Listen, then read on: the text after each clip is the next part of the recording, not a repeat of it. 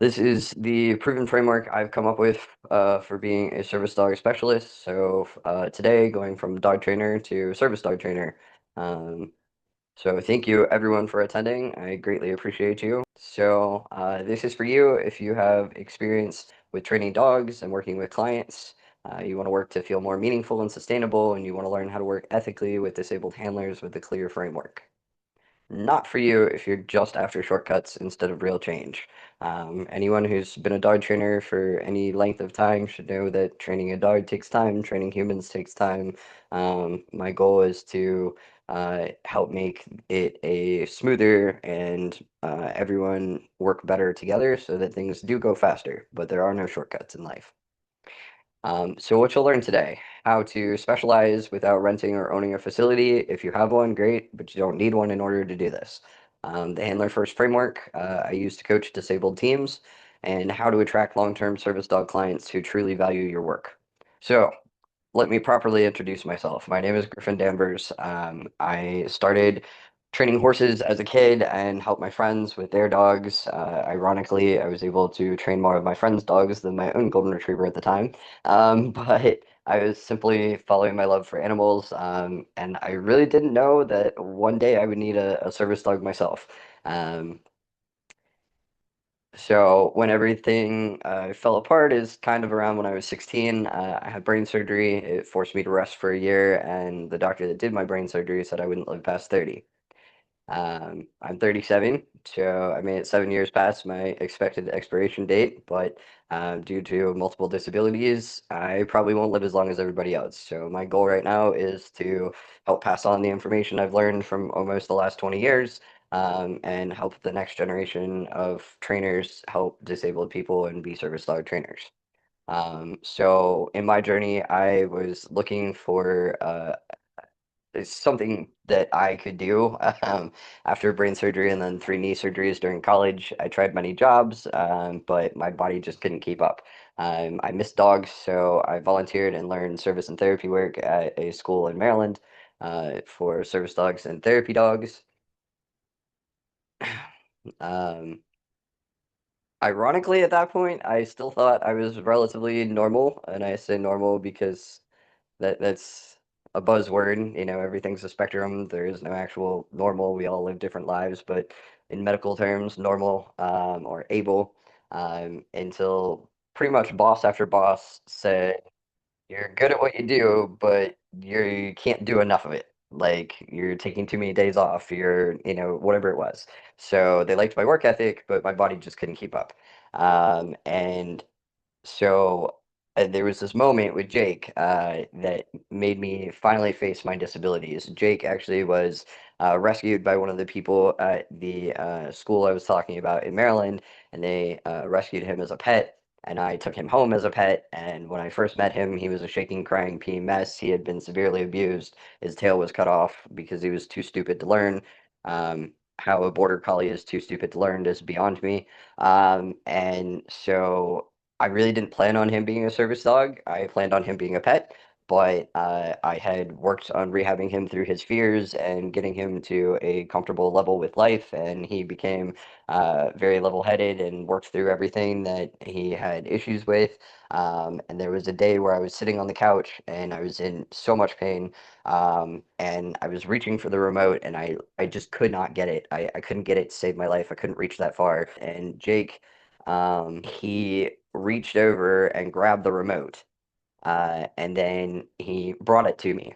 Now, Jake loved to fetch, and we had played fetch with ball and things like that, but I had never task trained him to pick things up and bring them to me. So I thought about everything I learned at the school where I got him from, and I reevaluated my life and talked to my doctors, all the things, and I decided that I would train Jake as my service dog. So in all of that, I trained pet dogs and I focused and specialized in aggressive and fear and things like that on that end of the spectrum. And then again, kept coming into the same problem of physically, I was trying to work with too many people, made my schedule too busy and all that. So something I had to change something that didn't drain my energy so bad, that didn't take up all of my time, and that I could sustain long term. I'm getting ahead of myself a little bit here, but like I said, I trained Jake with what I learned, and then I trained Riley as my next service dog because Jake unfortunately retired very early due to an onset of allergies. I couldn't even take him into the next county without him. Uh, Going and breaking out into hives. And so, even though he made a really great service dog, an onset medical condition washed him. So Riley became my next service dog and has been my core service dog for a decade, basically.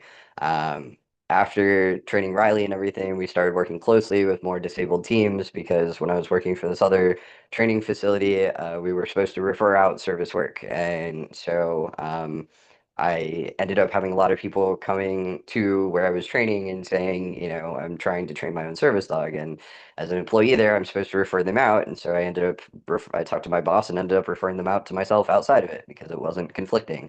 The place I trained didn't train service dogs. And so Riley was the example for the other service dogs to learn from. And I spent a lot of time working with people to figure out how to help them best. So what I learned from doing that though was that the key was to specialize instead of trying to train a whole bunch of different dogs with a whole bunch of different problems and different people and different schedules and all the things and stay on top of everything. I focused on one community that I could do the most good in. Not that pet dogs don't need help, don't get me wrong. So I focused on disabled handlers. As a disabled handler myself, I understood what it was like to need the dog, and as a trainer, I understood what it was like how to train the dog. I also ended up through word of mouth having a lot of disabled handlers that started seeking me out because they felt understood. They started training with somebody else, but the homework that they were given, or the way they were being spoken to, or the expectations, or the fact that the trainer wasn't listening to them and saying, I can't do that like you're talking about. And the trainer would basically be like, well, this is the way you do it. Like it's one and done. And as we know, there are multiple different ways to train the same thing.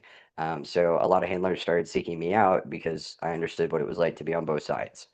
So, in the last 13-ish years, I have trained more than 80 teams. So I do want to be clear with this that a lot of my clients, I had contracts where I could not discuss them or their disabilities, or, I mean, yes, there's HIPAA and all that, but what I mean is NDAs and all of that. So there are very few people that I can talk about, but I do have their permission and they are in these slides. One of them here is Rachel. And I would also like to point out that I did not train Shorty Rossi, but I did get to meet him and I did get to talk to him about service dogs and rescue work and all kinds of stuff. And so I just want to put a disclaimer here. I'm not trying to claim that I trained him, just that I met him, great guy, and I learned a lot from him.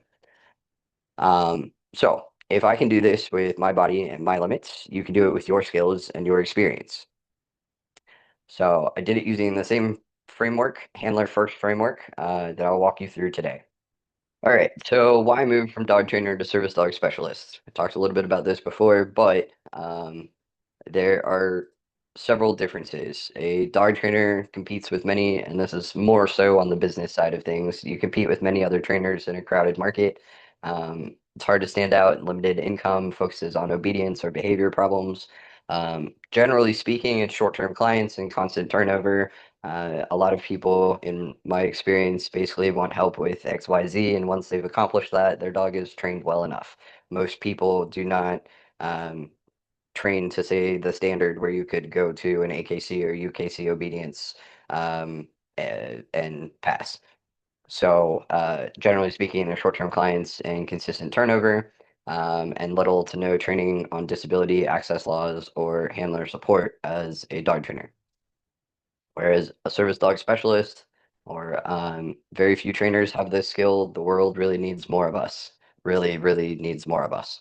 We'll talk about that more in a little bit. It's seen as a specialist, not just another trainer. I use clear frameworks for handler competency and public access. Long-term partnerships with clients and their dogs. Rachel, I've known for 5, 6, 7 years now, and we'll get to that too. But a lot of my clients I'm still in touch with.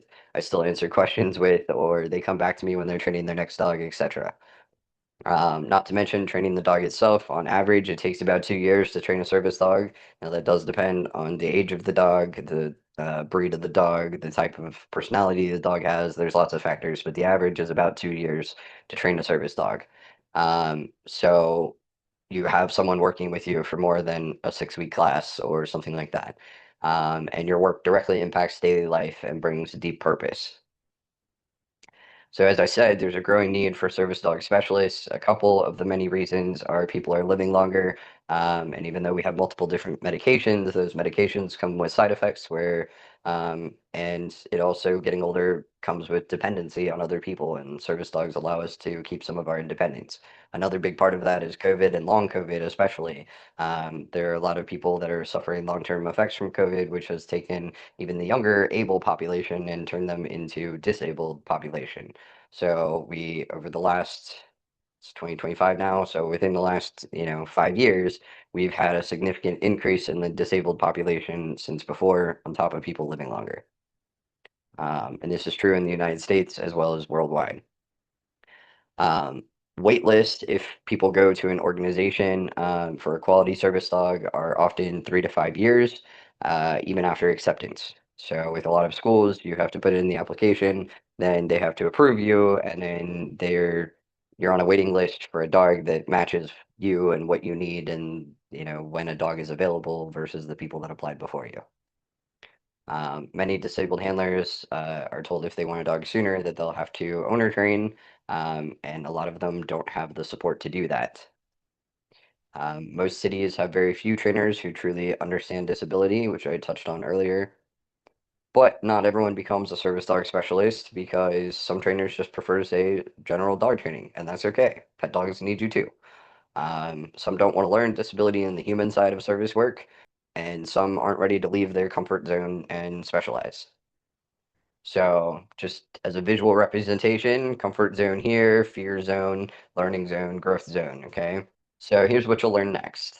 How to specialize using consult-based model, even without a facility, how clear communication with disabled handler builds trust and authority, and ways to attract long-term clients who truly value your service dog work. So grab a pen and paper if that's your thing. So human first consult model, with or without a facility, is handler centered. Assessment and planning start with a client-led story of daily life and disability, identify key functional challenges and environments, home, work, transit, any other people living in the family or living in the home with them, and translate these into service dog task ideas and training priorities. So to give you an example, with my 3 knee surgeries, despite my other disabilities, my biggest priority is for my service dog to be able to momentum pull me and to help me walk. I used to only use that when I was in so much pain. I literally couldn't walk without help, but I've learned over the years that prevention's worth a pound of screw up. So if I let my dog help me walk on a regular basis, then I can sustain walking and doing things longer and get more done. It's just one example. So then intake and goal setting sessions, online or in person, using a structured intake form, history routine, access barriers, as a few examples. And then we co-create 3 to 5 clear, measurable team goals. Set realistic timelines and check-in schedules. And in the class, we discuss a lot about what realistic looks like and how realistic um, in owner training is based on what the owner can do, how often they can do it, things like that. Whereas a program trained dog is generally trained by an able person who is able to do things in a regular way. Um, Another would be owner training support focused on the handler's skills. So teach core mechanics, marking, timing, reinforcement, delivery. We do teach this to some, in pet dog training, don't get me wrong, but in service dog training, when you come against something you're unsure about, or the dog is unsure about, we can't train for everything the dog will encounter in life. Um, so we have to specifically train our service dog client teams to be able to be almost dog trainers themselves and be able to act in a moment and understand things. So practice advocacy with them and disability etiquette with role plays and things like that to help them learn how to advocate for themselves. In the United States, day to day, if they travel, hotel, Airbnb, going into the grocery store, there are multiple times in everyday situation where handler teams will have to defend themselves and their rights to be somewhere, medical offices, things like that. So you want to assign simple at-home drills to build handler fluency in how to do everything. And you want to try and make this part of their everyday routine. So an example of this that I give my students in the class is that um, generally, as bad as it sounds, most of my food goes in the microwave. Okay. So 2.5 minutes in the microwave, that is the time where I practice fetch with Joe. Sometimes that's with a ball. Sometimes Joe is my current service dog, by the way. Sometimes that is, I pretend to drop something and I ask her to pick it up for me, things like that. So it's a time in my day where I would normally be standing by the microwave and I'm using it as a short training session every day, 2 to 3 times a day when I make my food. So taking something that is dead zone time kind of and using it as micro training sessions throughout the day to make us a more successful team. I do things like this with my clients to make it easier for them to add things into their day without overdoing it too much with their disabilities, but so the dog gets more consistency with things that the person already does consistently. So part of this that is helpful is using checklists, templates, and groups for follow-up, sending brief session recap plus daily practice checklists, using standard templates to track service dog tasks and public outings, offer small group Q&A or online peer support for troubleshooting, so here's a sneak peek inside the Service Dog Mastery program here. So we have the client intake questions template, so you're never winging it at your first session. Disability spectrum and common needs, quick guide. Obviously, it doesn't list every disability, but it is a quick guide to help you be able to match different things back and forth between different disabilities and connect daily life to tasks, like I was just talking about with the microwave. A full class showing how to go from intake to daily life to SD task ideas so you can turn information into a clear consult plan. Um, you just really need a plan that works. So as an example would be with David here, we did exactly what I now know to do with teams and start with the handler's life. What did mornings look like? Where were things breaking down? What needed to change first? And this is what he said. After applying what I learned, my wild dog became a model citizen. People started asking me for training advice. He didn't need a facility, he just needed a handler-centered plan.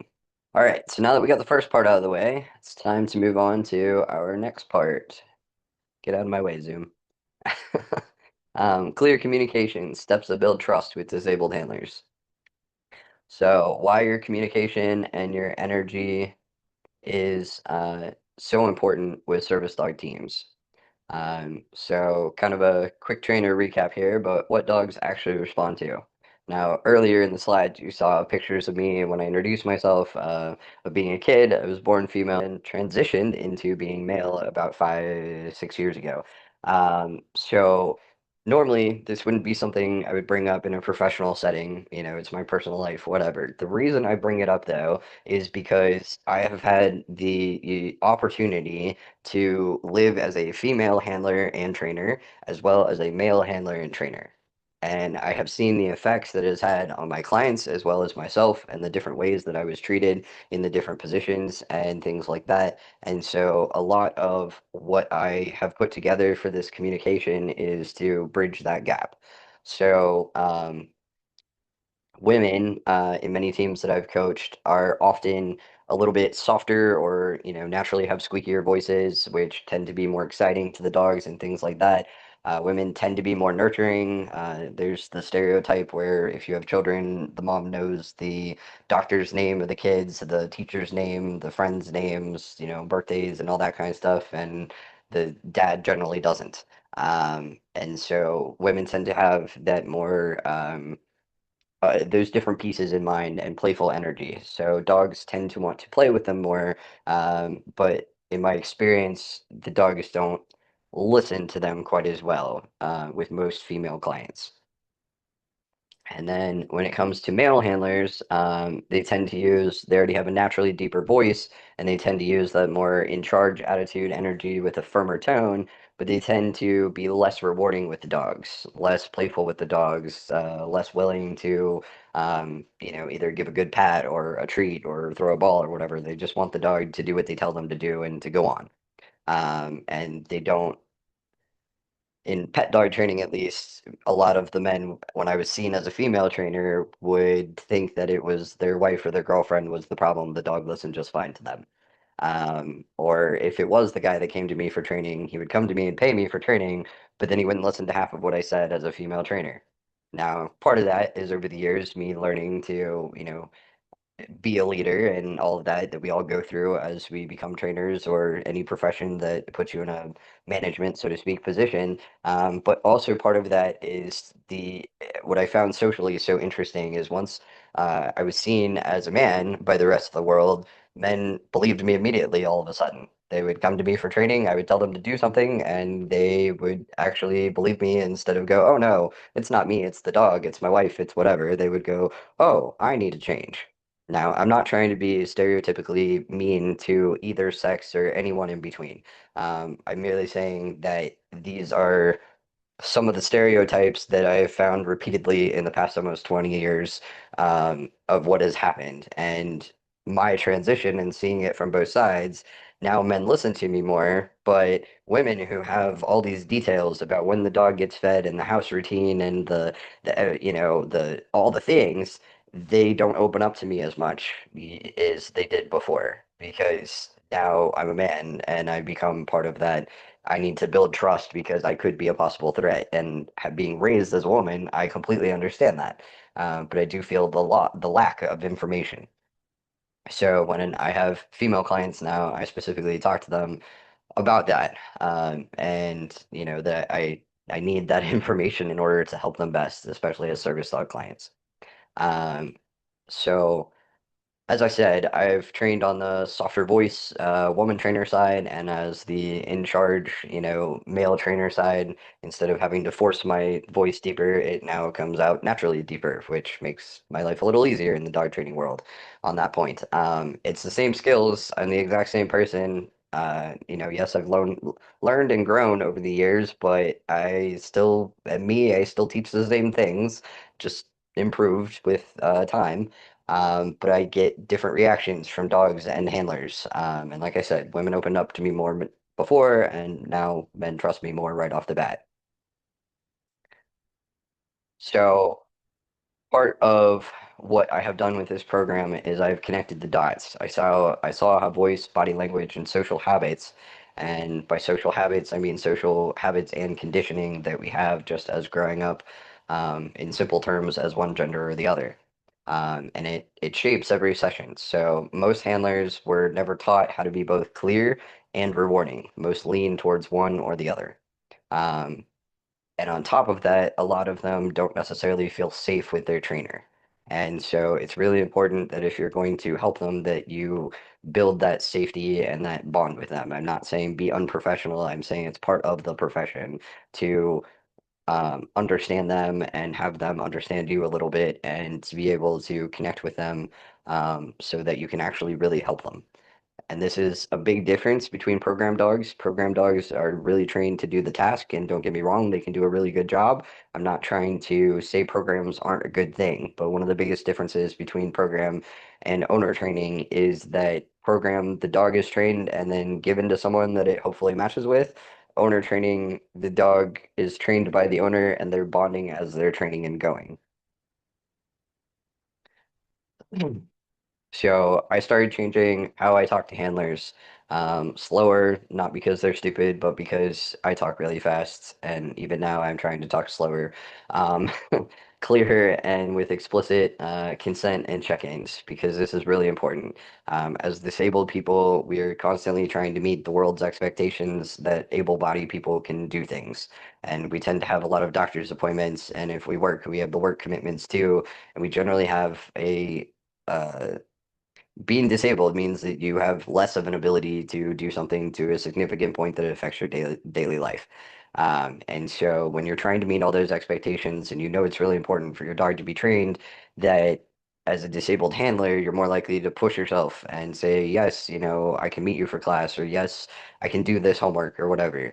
And a lot of times, or if I'm being perfectly honest, as disabled people, we're lying to ourselves. We might be able to maintain it for a little bit, but then we burn out. So the goal with my program is to teach trainers how to not only for themselves not burn out, but also to help their handlers not burn out and have honesty and respect and um, explicit, like I said, consent and check-ins. If you're going to work with people with PTSD, for example, reaching out and touching them without them knowing about it could trigger a panic attack. You need to be aware of these things. So I have a whole class on that. Um, then I also coached how they spoke to their dogs, tuning their words, their tone, and timing until the dog clearly understood. So, uh, my program is based on the inclusive handler communication framework, which is matching the handler's preferred way to learn, asking what helps most, verbal, visual, or written, short sentences, simple words within reason. I don't say that as in disabled people are stupid. We are not. I mean it as in for anybody, like even for this webinar right now, I could throw in a ton of technical terms or I can put in simple things so people can learn quickly. So it's not that I think anyone is, dumb. It's just if you change how you talk and you change how you format things, then you change how quickly people can learn things and spend less time looking things up in a dictionary or just assuming they know what you're talking about and they don't. And then a steady tone so that you start each session with one clear goal. I do recommend written recaps and or visual examples after each session, demonstration, that they have the handler repeat it. So have the handler show you that they understood what you meant so that when they go to do their homework, they're not doing their homework with what they thought they were supposed to be doing, but what they actually need to be doing. And then four would be checking in often to confirm the understanding and end with a short recap and the next step. Again, this is about clear communication, not just with dogs, but with humans. A lot of us will say, yes, I understand, because it seems to be a social expectation among people that, fake it till you make it, and if you don't get it, you look stupid. And it's really important when you work with handlers to explain to them that, you don't see them as stupid, they do need to ask questions. Tools for your communication. Another sneak peek. I include an inclusive language and etiquette checklist. Stay respectful and disability informed. Um, this is always something that is updating and improving, so it always helpful to ask your clients how they'd like to be addressed. And this is regardless of trans stuff. Just some people like to be addressed by their first name, some by their last name, some by ma'am or sir in certain parts of the country, and other parts of the country in the United States, like I got in trouble in California for calling someone ma'am. She was probably in her 40s or 50s, and I got yelled at for saying that she was old by just saying ma'am. It was in Virginia, raised in California mostly, and most of my extended family is on the East Coast. So I was raised to say ma'am and sir, even though I was raised in California. But that's just an example. So being respectful to people, how they like to be addressed, even to how they communicate. Do they prefer text message, phone calls, etc. I include a legal confidence pack for ADA and state law checklists so you can answer, can I do this without so much stress? And then tailored feedback and weekly guidance. So I give you guys personalized feedback so you're never guessing. An example, Mike is another trainer I mentored in service dog stuff, and he has mentored me in other things. And we'll talk about just a second here how important mentors are to have. So he and I help each other, and what his comment was, Griffin adapted his teaching to my learning style. If I didn't understand something, he reframed it until I did. When people feel understood, they trust you, and their dogs learn faster too. All right, so we got 2 out of 3 done for now. So, third one, ways to attract service dog clients who truly value your work. The wrong clients drain your energy. General dog trainers get flooded with fix this now clients. Work feels scattered, reactive, and emotionally draining. Your calendar is full, but your work doesn't feel sustainable in general, and service dog work opens the door to steady, committed teams. Um, so handlers know, generally speaking, the real results take months, not weeks. Some of them don't quite realize that it can take years to really get to where you want to be, but generally speaking, they know it's not going to be like a 6 week class to get a service dog. The dog's work impacts their daily independence and their safety. I could not live alone without a service dog, period. I would need someone to come and help me. And if you met me, I can walk, talk, and chew gum, and anybody who meets me would be like, "Well, if you didn't tell me, I would not know you were disabled." Um, There are a lot of invisible disabilities, but I do deal with things like brain fog, and with my spinal condition in my knees, it's hard for me to pick things up off the floor, for example. There are days where my muscle spasms and tremors are so bad that I have a hard time just getting out of my own bed. If it weren't for my dog, I would have to have someone here and able to help pull me out of my bed. So really and truly, service dogs make a huge difference in independence and as well as in physical safety. And I don't mean that in terms of protection work. I just mean that in terms of um, staying safe in how you function throughout the world, and being able to, I mean, there's even dog buttons where they can call and dial 911. They service dog clients either budget for ongoing training and check-ins, or when you meet them and talk to them and do evaluations and you discuss that, which I talk about in my class, then they will be budgeting for it. So it's not like most pet dog clients that go, oh, I take one class and we'll be done. Your schedule and income become more predictable because you have more of a set number of clients, so to speak, and you're working with them for months on end. So how can you find these people who need your help? Because there's a lot of disabled people out here who need our help. Connect with the big box stores, okay? They are not allowed to train for service work. I have worked with both of the major service, I can't say them because this is recorded, and for promoting my class and talking and all these things. But the big box stores are not allowed to train specifically for service dog work. They're allowed to train basic obedience, which can is important and part of service dog work, but they have to refer out any cases for aggression, for service dog work, or any speciality, basically, um, except some therapy work stuff. So, big box stores, obedience schools. A lot of obedience schools will teach obedience, but they don't want to teach service work. They refer out. So, talk to these different places, be the person that they refer out to. Build relationships with veterinarians, anybody that not everybody that wants a service dog, but a lot of people that want to owner train will come to you with the dog that they already have. Not all of them, but a lot will want to. So build relationships with veterinary offices, with disability orgs, even the current organizations and schools that do train service dogs. Most schools focus on one thing. So there are veterans organizations that constantly get people that are not veterans asking for a service dog, and they have to refer them out to somebody or tell them to go do their own research. Be the person they refer out to. There are Facebook groups dedicated to people that are owner training and doing service work. You don't have to be spammy about it. You don't have to be annoying about it. You just have to be helpful. Share simple training breakdowns and example cases online, YouTube, TikTok, um, Facebook, you name it, social media. Um, Join the Facebook groups for dog trainer communities, for referrals and opportunities. I've done a lot of work in service dog work over the years, but I primarily have focused on people with PTSD, CPTSD, multiple personality disorder, now called DID. I've worked with autistic people. I have worked with, these are primarily um, mobility issues. Those are my main focuses. I have had clients before that have worked with me and um, or wanted to work with me, and maybe they already had a obedient dog and they wanted to work on the diabetic aspect of it. Even though I have some scent work training, scent work is not my specialty. So knowing another service dog trainer that I trust to train a diabetic dog is important. We can't be everything to everyone, and that is part of this. Specializing from pet training to service dog training is one specialization, but then what kind of service dog trainer are you going to be?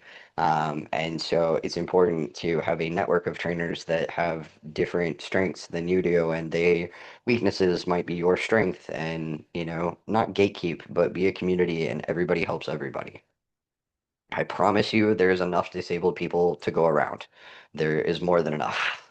We desperately need, my program or otherwise, more people to become service dog trainers. So another sneak peek is into client journey trainings. I in the program, I help you with getting your first client and delivering the perfect service that you can. So a marketing launch kit, positioning scripts, client messages, and a simple launch plan that you can follow.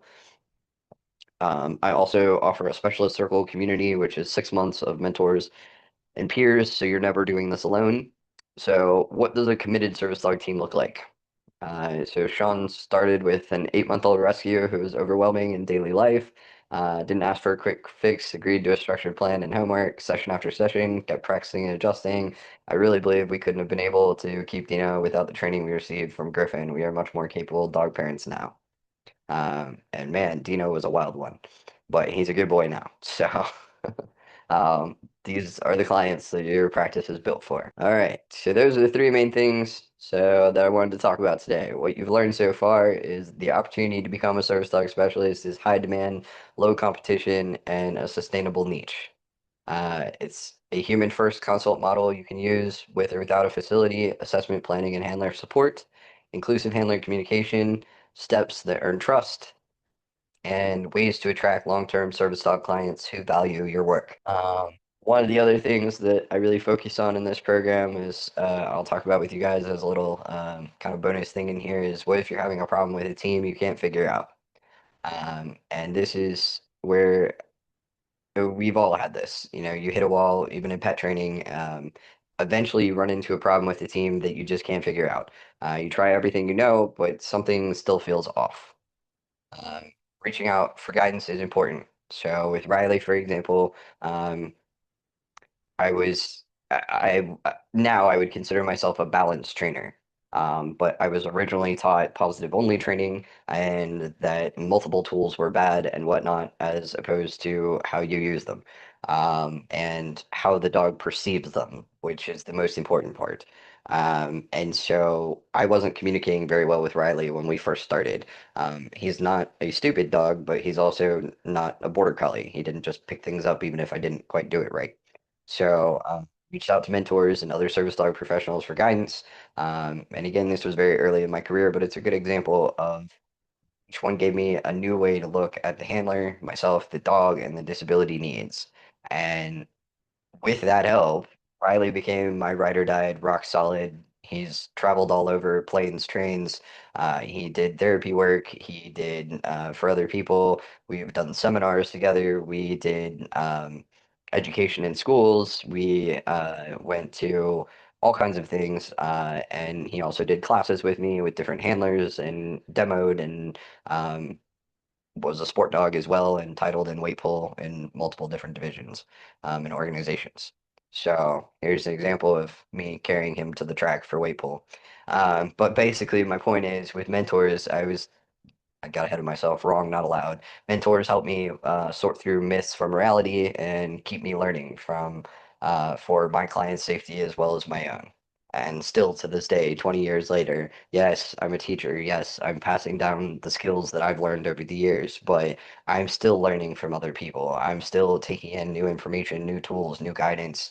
You know, I'm still staying updated, sort of. It's like our computers. You can't just say, I know this and that's it forever, you know, evolve.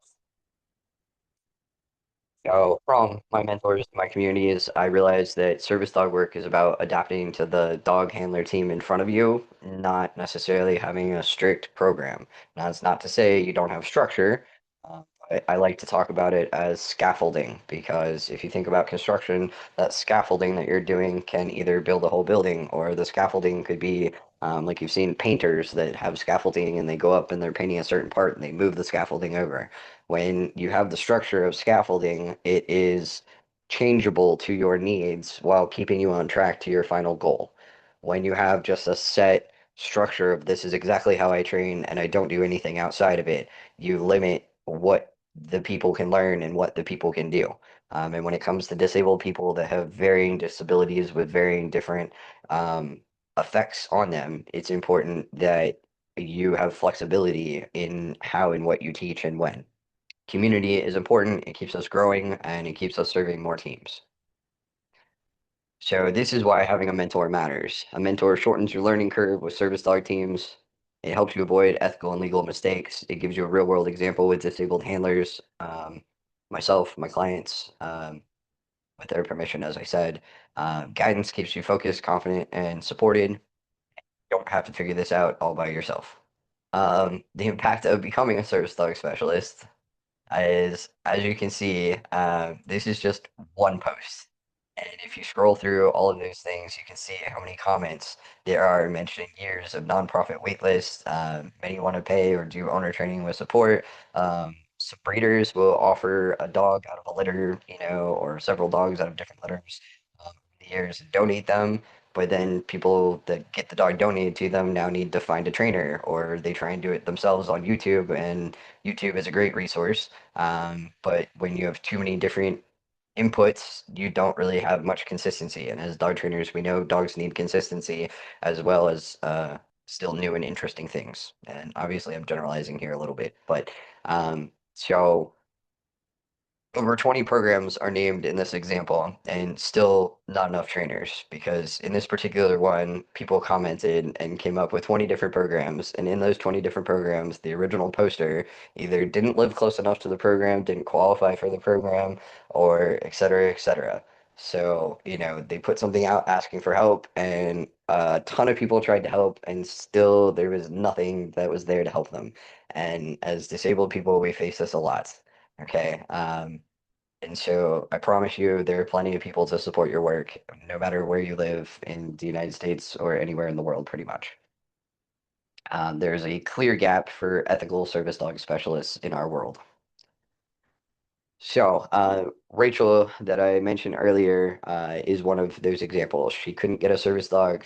She comes from a military family, but her PTSD is not from the military. She's not a veteran. She had multiple panic attacks on a daily basis. She had issues with being in public at all. She also has multiple personality disorder known as DID now, dissociative identity disorder. So essentially, she has four different personalities living inside her head, and so of different ages, by the way.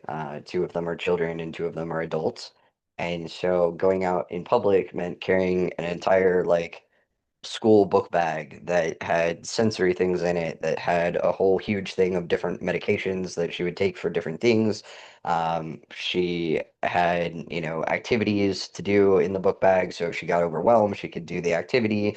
But in her 40s, she was still living at home with mom and dad. She did work, but she would do a job for a couple years, and then she would need time in a medical facility for a few months and end up losing the job and then have to start over. And I actually met her through her sister. We did weight pull together, and her sister trained with me as a pet dog client. And so she saw me with Riley and heard me talking about some of the things, and her sister apparently talked to her about getting a dog. And so she does have a ton of allergies. Even more so since I first met her, so it did have to be a hypoallergenic breed. And so she ended up with Darcy here. Okay. She really didn't have any realistic options except to owner train, because she has multiple disabilities, and a lot of organizations, like I said, will only train for one. So we trained Darcy, obviously, with structure and scaffolding that I'm talking about, and she decided to train him with my guidance. We used clear plan, handler goals, task steps, and small, consistent wins. And these two pictures are actually one of our big wins, is that she really loved to say travel with her family or whatever, but the anxiety and the panic attacks would always become too much, and she would have to stay in the hotel, and she wouldn't really be able to go out and enjoy doing something, except for things like camping, where there aren't a whole lot of people and you can kind of be out in the middle of the woods. Um, and so this was a moment where we took a trip and we went up to a mountain town, not during high season, and got a cabin and everything. And I know this sounds kind of crazy, but it was something that as a team we kind of came up with, because we both kind of wanted to go somewhere and do something, and she felt like she was finally ready. And so we took this trip, and this is when things opened up a little bit more and everything. And her and Darcy went, and she got to explore the museum. She got to explore doing different things because she had Darcy with her.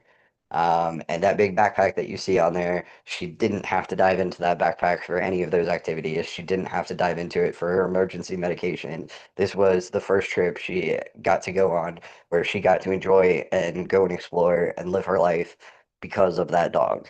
And so this is one of those moments that I talk about how impactful it is, how important it is.